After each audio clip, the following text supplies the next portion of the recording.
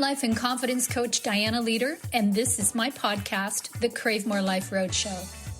It's here we talk about emotional hits and lovingly kicking our own asses to get through them. Just so you know, it always comes down to being your beautiful, sassy self, living and loving from you, no matter what. So join me to hear about the healing journeys of other women, and you just might become a DIY ass kicker too.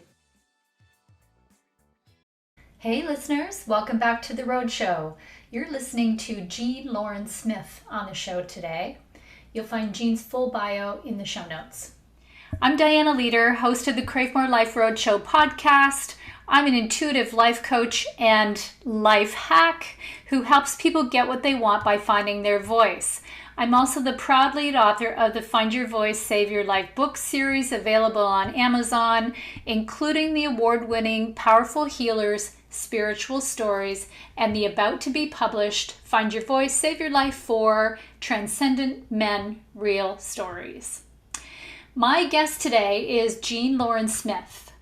Jeanne is into meditation and mindfulness practices that support others in growing connection, grounding, and emotional availability towards themselves and others.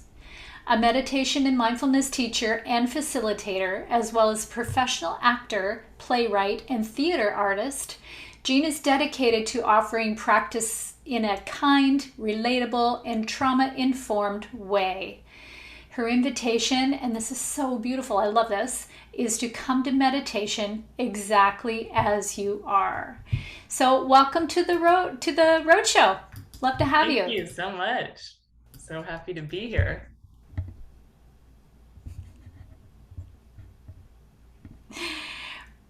And I have to apologize. We're having some technical difficulties that are not going away. So I'm just going to, I don't think anybody can hear this but me. But okay, so if I stutter over a few words, it's because I'm hearing myself like 3 seconds behind. Anyway, if you're good to go, Jeanne?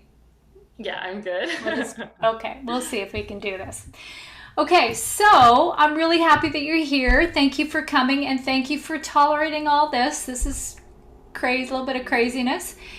So I want to ask you to start with, I want you to tell us a little bit about your story, because clearly there is a connection between being an actor and being a mindfulness and meditation teacher. So how did you get there? Yeah, thank you so much. I guess starting just with my story is that I was always, really interested in acting and performing, and that was what led me to New York. So I really always had that drive to be in New York, and pursued a theater degree and really dove deep into developing the craft of acting. And so much of acting training is voice, mind, body. Really, an actor's instrument is themselves and their bodies. So that's where I really dove in deep with the training. And I would say that alongside that pursuit, I was very frustrated with my adult life in New York, coming out of school and just feeling really like, how will I ever be in a play? How will I get a job to support myself? How do I audition? How is it that I'm always supposed to be taking classes? So it was just really confusing. And I found myself really frustrated for a long time of just like trying to figure out how to even make that work and where that balance was. And so I think that the mindfulness practices I was really attracted to, because it was just really frustrating to be frustrated with that challenge and not really knowing how to really achieve what I wanted. And meanwhile, the passion of acting being about expressing myself and accepting myself and having a large community and collaborating and creativity, and feeling like everything else around my life was just in order to like make that happen for those few moments. But there wasn't a lot of it wasn't like bleeding into my life in other ways. And I think that mindfulness really allows me to appreciate all aspects of my life and to be present with even those frustrating moments. But and just kind of coming into an environment of acceptance where there's just more space and more tolerance to really see what is happening and where I want to make changes and what is my intention. So I started a regular meditation practice on my own, and that really supported me for several years. And then when the pandemic hit and I was kind of in my own space for the first time in my adult life too, because my life before was very much identified with commuting and waiting tables and just being like spread very thin. And so that really gave me the opportunity to really have the time and space to sit and to ask myself what I really want and what are the things about acting and theater that I love that could be part of another path, and what are my gifts and what do I have to offer and how can I make an impact. And all of those things are what inspired me to act. But there I was really craving more meaning in my life and really wanting to make that impact and really wanting to connect with others through my gifts.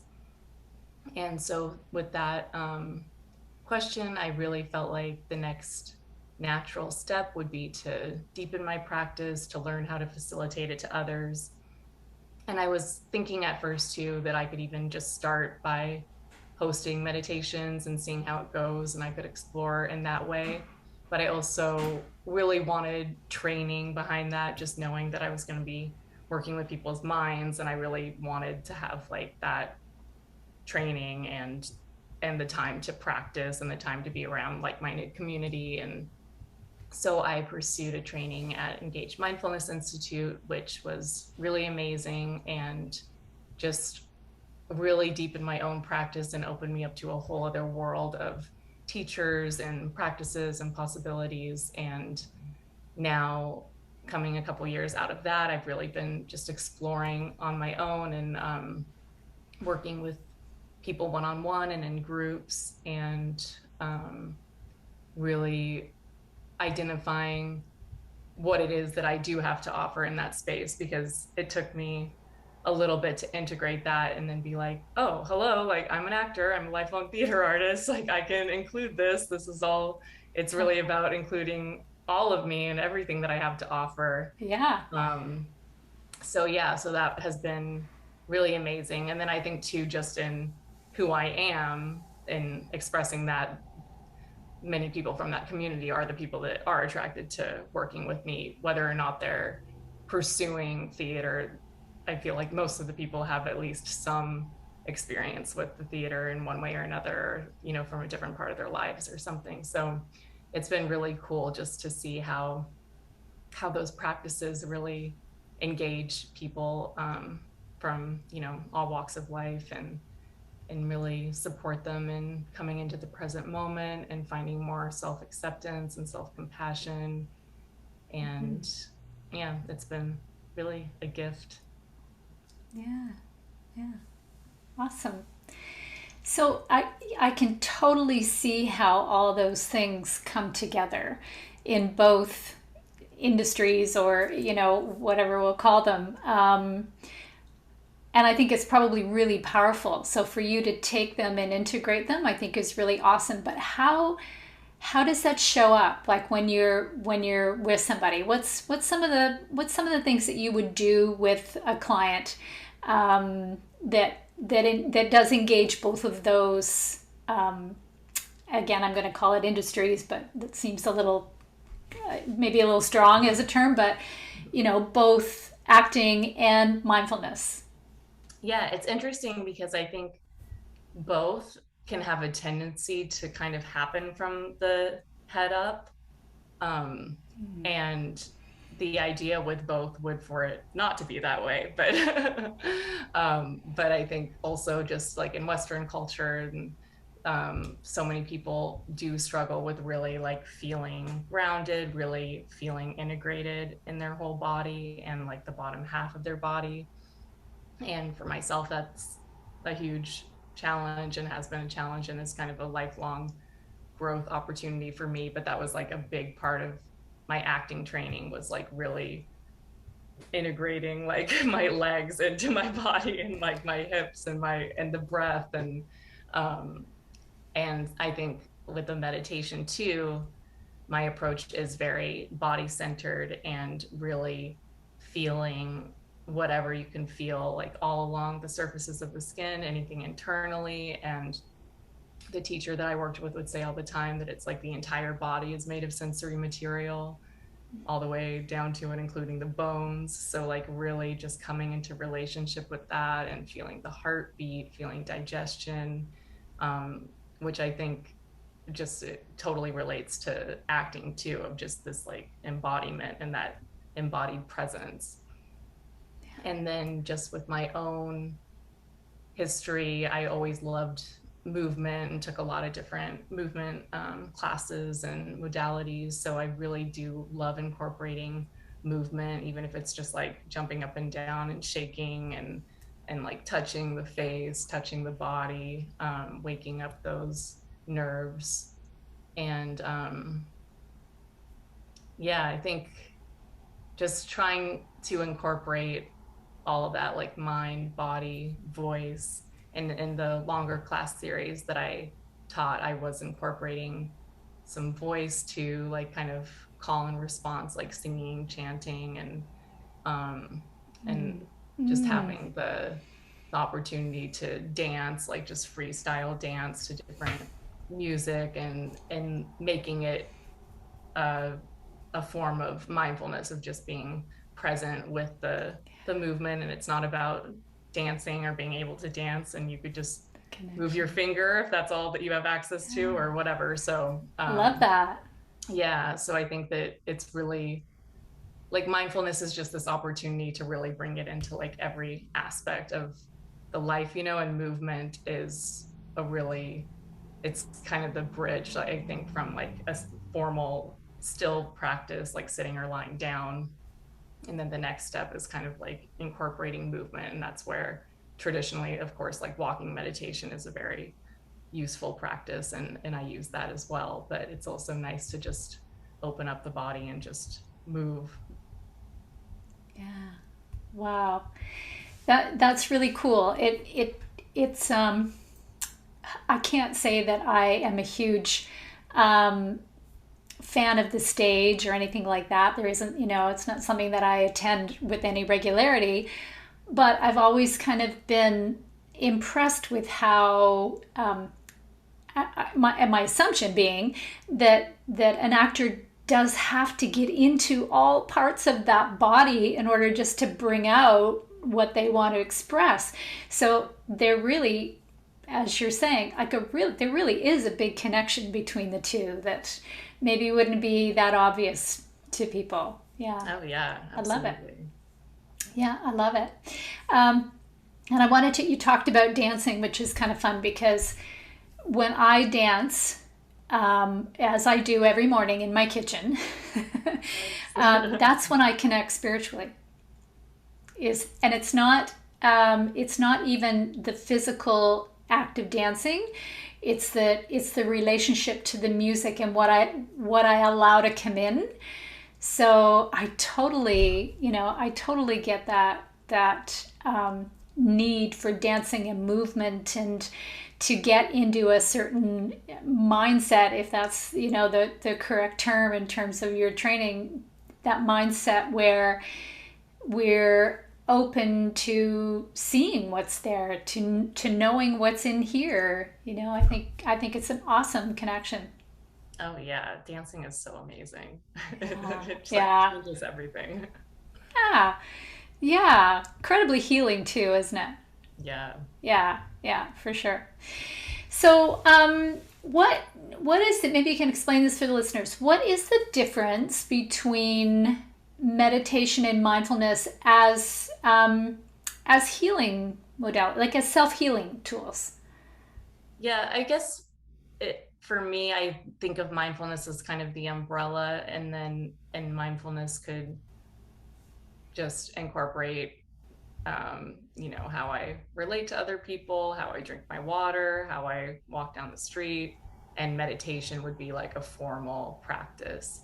And it would be formally like sitting, lying down, standing, and then the walking meditation as well. And then with meditation, of course, there's so many different techniques and modalities. So then mindfulness meditation is also kind of its own type of meditation of just shedding that awareness on a present moment awareness, so that it could be listening to the sounds, could be a meditation, or coming to the breath could be a meditation, scanning the whole body could be a meditation, and then the contemplative practices are kind of different from that too, where a very popular one that I'm sure many people will be familiar with is loving kindness, and that's sending this benevolence and unconditional friendliness and goodwill to ourselves and to other groups of people, including beyond where we might naturally want to send friendliness to. So including difficult people or people that we might not necessarily see, that are more neutral, that aren't so much liked or disliked.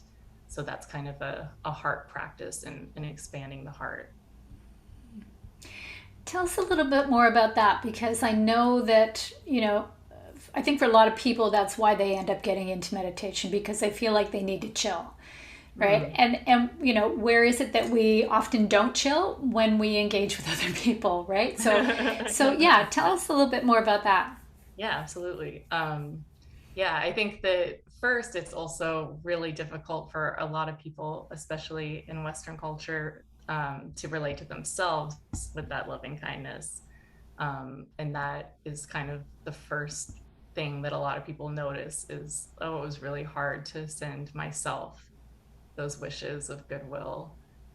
And then the practice in incorporating the different groups of people or individuals is really this practice of just expanding that, like pushing that envelope of where it would naturally be. But the beautiful thing about that practice too is to start where it's easiest. So also, if self is difficult, oftentimes it's presented to start with someone that is either easy for you to love, or is like a mentor, or it's like classically called a benefactor. So it could be a spiritual figure, it could be someone you admire, an author or a teacher.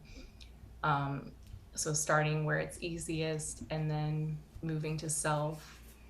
And then with the neutral too, it's interesting because there's so many more neutral people probably in our lives than pleasant or difficult people. So just having the invitation to think of, oh, the grocery store clerk, or the delivery person, or the server, or the person I see walking their dog, just endless, really, like this neutral. And for me too, I live like near an airport, so I hear the planes all day, and it's like all the people on the planes, all the people in their cars, like sending them that loving kindness. And then with difficult, that of course is a scale. So this is where also the self-compassion comes in, and the awareness of really like recognizing where you are in that moment. And I love to start meditation too with just taking this moment to check in and noticing how you feel, and some days we're going to feel more resourced than others. So if it's something where you aren't feeling super resourced, you might just start with somebody that is mildly irritating, like maybe somebody that you even love, but that for whatever reason is annoying you, would be like, lower on the It scale. happens. Yeah, absolutely. And then going all the way to, someone that is a full-blown enemy, or that where there's hatred, there's rage. So, but recognizing where you are in that moment and how resourced you're feeling, and if you want to like really go that far and challenge yourself and see what's on the other side, that's available. Or working with something maybe a little bit more manageable or natural. And that's really like a liberating aspect of that practice, because it just opens up the possibility of this person being a multidimensional human and not like flattening their identity into the things that you don't like. And alongside that practice too, there can be like the contemplation of recognizing that this person is, was once a baby. This person has friends in their life. This person has experienced disappointments and sickness in their life. Yeah. This person has a birthday, just, it's like just this way of like opening the vision and the lens of like, oh yeah, there's more than just whatever my experience is. They're more than just their negativity, right? Yeah. Yeah. Yeah. And it's also it's like an invitation to for just that self awareness and responsibility, like that I'm having difficulty with this person. It's like people aren't inherently difficult. Right. And so it's like the difficulty is here. So what can I do for my heart to not hold on to that hatred or resentment? Right. And I think that, and I've struggled with that practice too, and also of thinking like, oh, this person's not even ever going to know that I'm doing this, and like, they don't deserve it or something, and all of those things are going to come up. And it's like just a invitation too to just recognize what comes up too with these practices, because it just opens up that awareness. And then Yeah. realizing too that it's like, oh yeah, it's not really about them, it's about me, it's about my heart. Yeah. Yeah. I love that. That's a big part of my practice too, for sure. I often find though that there are two pieces of that, and we don't always recognize it when we're in that exchange that is somewhat negative. And the one is how we feel, that we actually have some control over how we feel in that, with that exchange or with that person, and how we can actually feel later. There's almost the stop the negativity piece. I want this to stop. This does not feel nice to me. And then there's the secondary bonus, which is, whew, this feels really great, not being, not engaging in that negativity and that, that kind of challenging way with this person, or conflict way with this person all the time. So Yeah. I love that. I think, yeah. And we have that, don't we?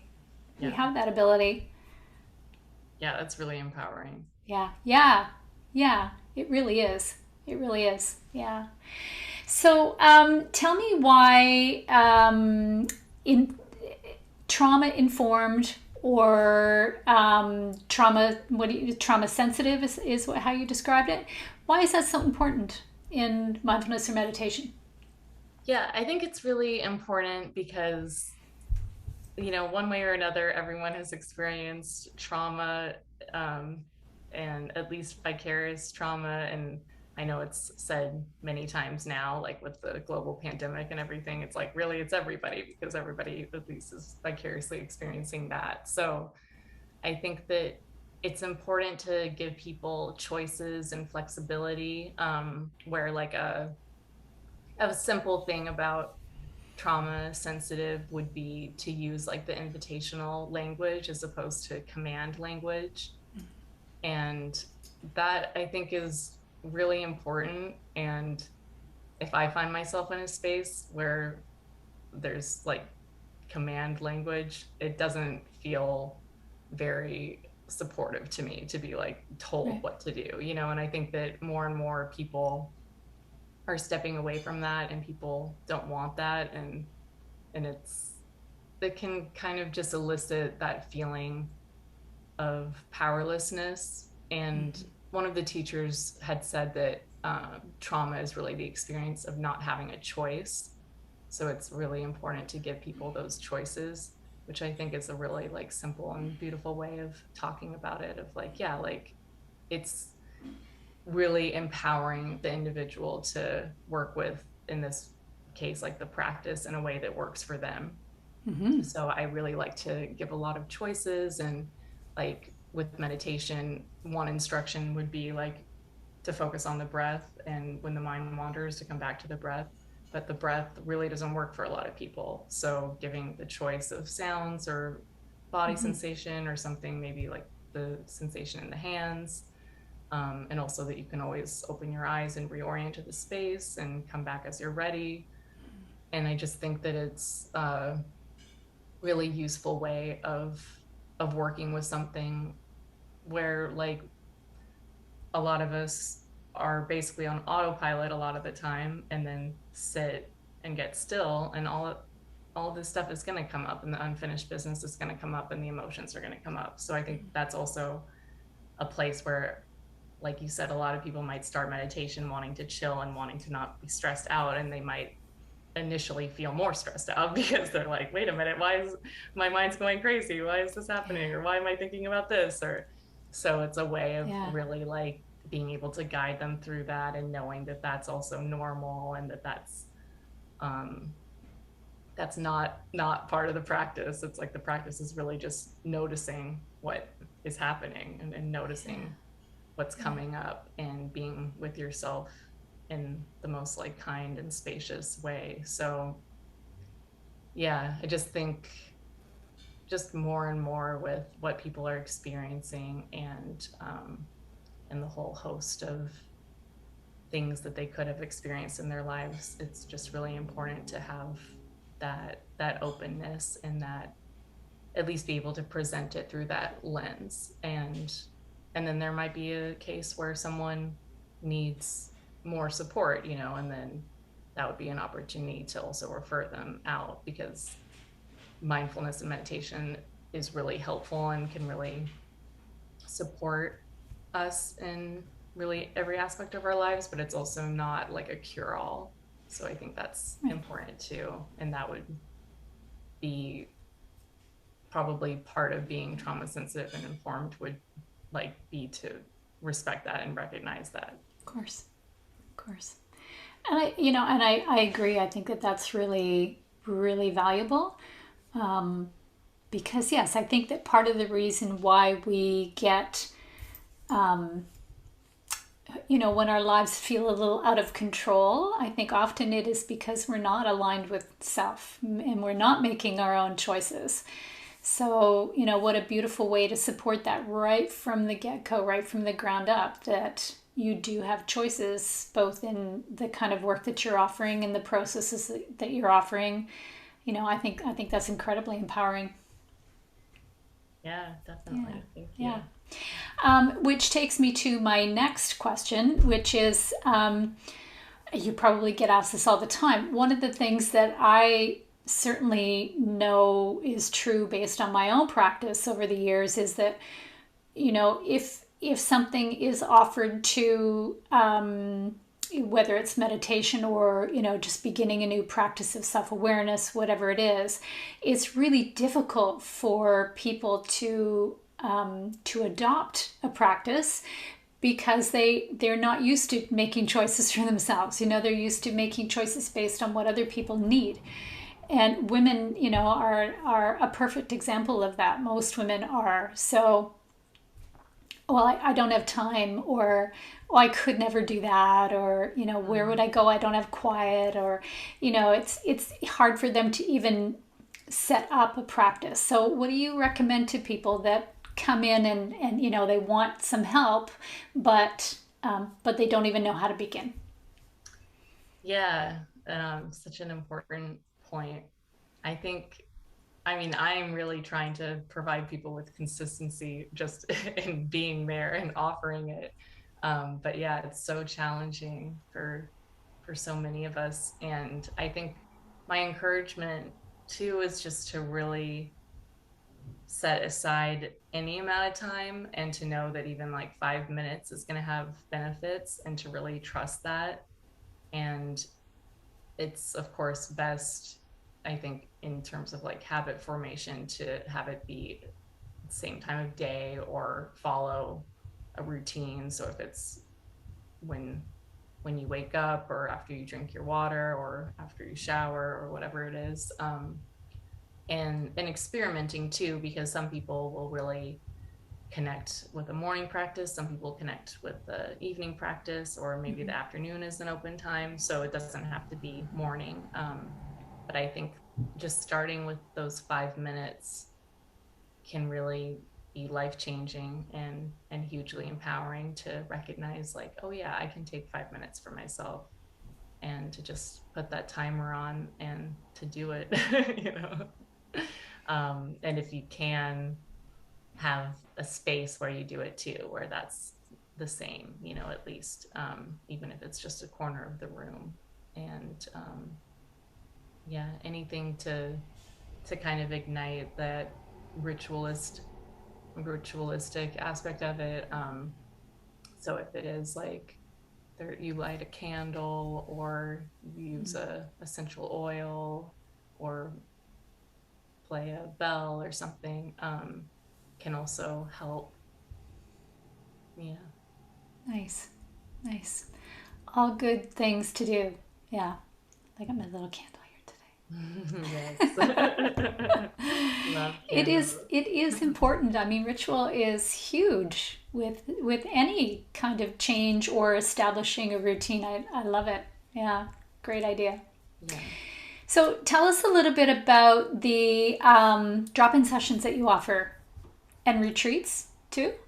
You do retreats Yeah. as well? Yeah. So I've been doing the drop-in sessions really since I started, and like alongside the training that I did, and I really love these. So it's a few times a week, and it's basically 30 to 45 minutes depending on how many people are there and the shares, but I guide a 20-minute practice, and then there's opportunity to share about the experience afterwards, which is just as much a part of the practice and is really a beautiful way to listen and to just share authentically. And in these sessions, I think it's also important, and part of the trauma informed too, with like group space, would be to have like the community guidelines. And so this is, it's just a really nice opportunity to just share without judgment, without, you know, receiving advice necessarily, just to like be able to just share really what your experience was like, and you know, ask any questions. And a really connected community has been formed through that, through just sharing this meditation practice and this authentic space afterwards. So I would definitely invite anybody interested in meditation to join me for that. That's Nice. And all that's a on few times a Zoom. week you do that? Yeah, yeah. Nice. And it's like we said, drop in, so you know, come and go as you please. It's no commitment. And then I've been diversifying the offerings too. So I did do a longer class series that I would also like to revisit. And then the retreats I'm doing periodically. So that's just a really nice opportunity to lengthen the practice, and just like the time and space that we give ourselves for practice and for presence, and incorporating more of these, you know, movement practices and journaling, and having just more the opportunity to have that committed time for like deep practice of doing meditation and doing a walking meditation and coming back to meditation, because it is different than just, you know, sitting every day for 5 to 20 minutes. So it's a really nice way to deepen the practice and to just really dive deep. It's almost like fertilizing your practice, you know, where it's like the daily practice is just like we're watering it, and you know, it's growing, and we're picking the weeds, and then the retreats are really like a way to have a deeply nourishing experience. Yeah. Beautiful. Beautiful. And both of those programs are virtual? Yeah. Nice. And how can people find you? The mindfulness company is As You Are Mindfulness. So I do have that on Instagram, As You Are Mindfulness, and the website, asyouaremindfulness.com. Cool. Okay. And then Jeanne Lauren Smith is also on, like, my name is on the social media, so you can find me there too. And all that stuff will be in the show notes, all your, your website and that kind of thing. But can people just email you for information about those two programs? Oh yeah, Jeanne at asyouaremindfulness.com. Nice. Love that name. That's really cool. Yeah. Awesome. Is there anything else that you want to share while you're here, Jeanne? No, thank you so much. Yeah, this is really amazing. And I just really appreciate the opportunity for myself too, to just like articulate it and think about it. And really, really wonderful to speak with you. So thank you. Yeah. Well, I'm really glad that you're here. Really glad that you came on. I really appreciate it. And anything that is going to support another human to just be closer to themselves, I think is really beneficial. And everything that you talked about is very, very aligned with exactly the kind of work that I do, just in a different way. So yeah, I'm really honored that you're here. I apologize for the technical difficulties. Now that I've learned to listen to two conversations at once, I'm getting pretty good at it, I think. I'm really impressed you were able to do that. Anyway, yeah, I hope in the end, I hope that the recording and everything is all good, but we'll figure that out later. Anyway, thank you so much. I really do appreciate it. And it's really been a pleasure learning more about your practice and about you. So it's great. We'll have to keep in touch. Yeah, thank you so much. Yeah, thank you. And listeners, thank you for being here. And I tell you this at the end of every podcast, just by being here and listening to even just a smidge of this show, you are kicking your own ass. You are creating your own awareness in whatever way you're ready to do that. So thank you so much for showing up, and we will see you next time. If you like today's podcast, hit subscribe at the bottom on your way out, and come find me at cravemorelife.com for even more DIY ass kicking.